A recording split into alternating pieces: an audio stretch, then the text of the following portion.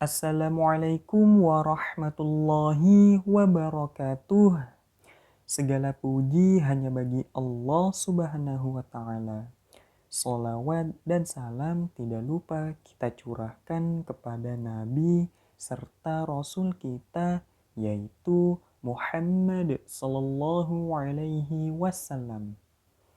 Alhamdulillah, pada hari ini kita akan melakukan pembahasan mengenai tema yang baru atau tema lanjutan dari pekan yang lalu, yaitu tanda-tanda kekuasaan Allah Subhanahu wa Ta'ala di langit bagian 3. Kira-kira apa saja ya yang akan kita bahas pada pertemuan ini? Jika begitu, mohon simak video ini hingga selesai ya.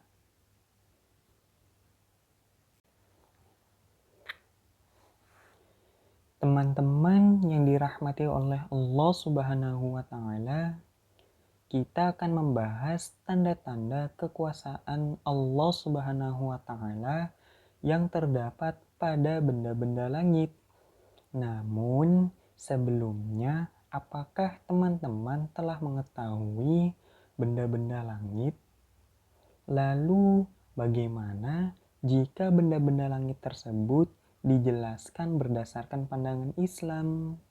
Jika belum mengetahui, teman-teman dipersilahkan untuk memperhatikan penjelasan yang Bapak sampaikan ya.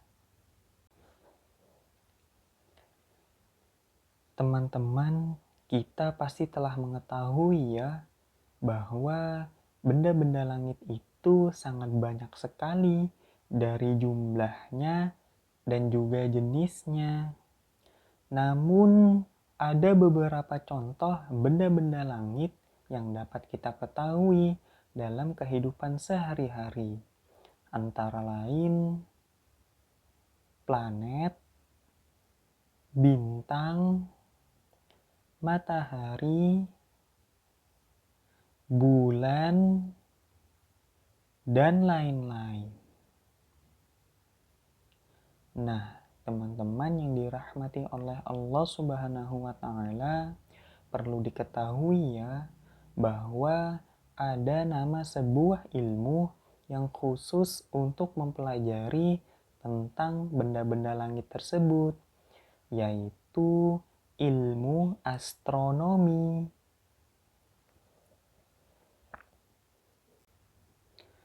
Lalu bagaimana ya teman-teman dengan pandangan Islam tentang benda-benda langit tersebut? Apakah benda-benda langit tersebut diciptakan Allah Subhanahu wa Ta'ala dengan sia-sia atau tidak ada fungsi untuk kehidupan ini? Ternyata Allah Subhanahu wa Ta'ala menciptakan benda-benda langit tersebut dengan berbagai manfaat dan fungsi bagi kehidupan manusia.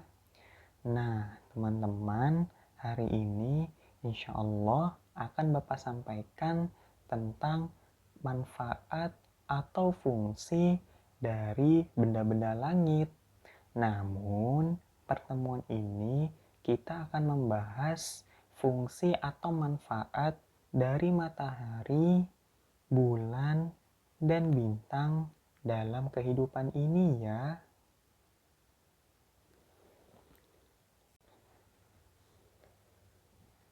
Fungsi matahari secara umum dan pandangan Islam yaitu: pertama, matahari sebagai tanda kekuasaan Allah Subhanahu wa Ta'ala di alam semesta.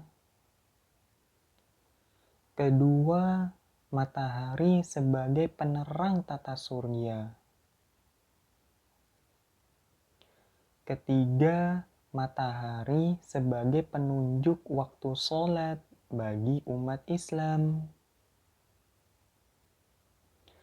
Dan yang keempat, matahari sebagai perhitungan kalender atau yang biasa disebut kalender Masehi.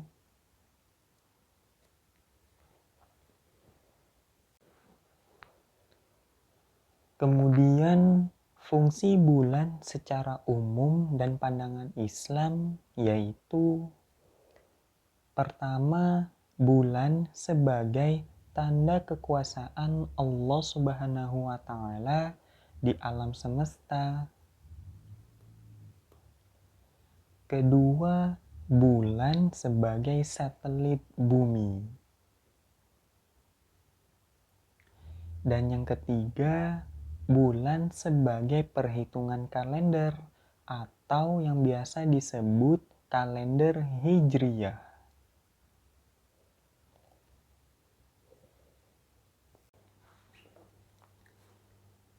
Lalu, fungsi bintang secara umum dan pandangan Islam yaitu: pertama, bintang sebagai tanda kekuasaan Allah Subhanahu wa Ta'ala di alam semesta.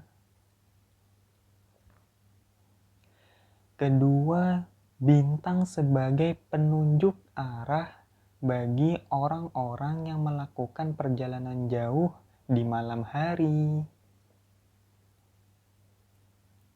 Ketiga, bintang sebagai perhiasan langit dunia. Dan yang keempat, bintang sebagai pelempar syaitan yang mencuri berita di langit.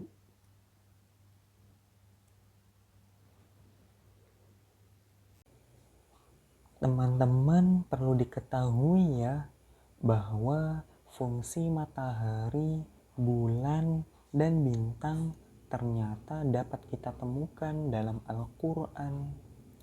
Salah satunya adalah fungsi matahari dan bulan dijadikan sebagai perhitungan kalender dalam kehidupan sehari-hari. Lalu, apakah teman-teman sudah mengetahui perbedaan dari kedua kalender tersebut? Jika belum mengetahuinya, silahkan teman-teman dapat menyimak tampilan berikut ini ya.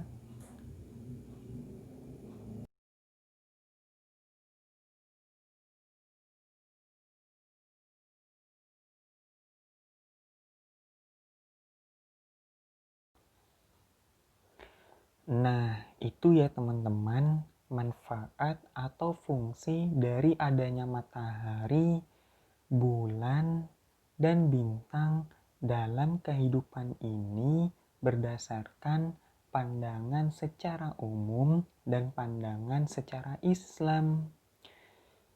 Kita harus meyakini bahwa apapun yang tercipta pada alam semesta ini pasti diciptakan oleh Allah Subhanahu wa Ta'ala secara tidak sia-sia.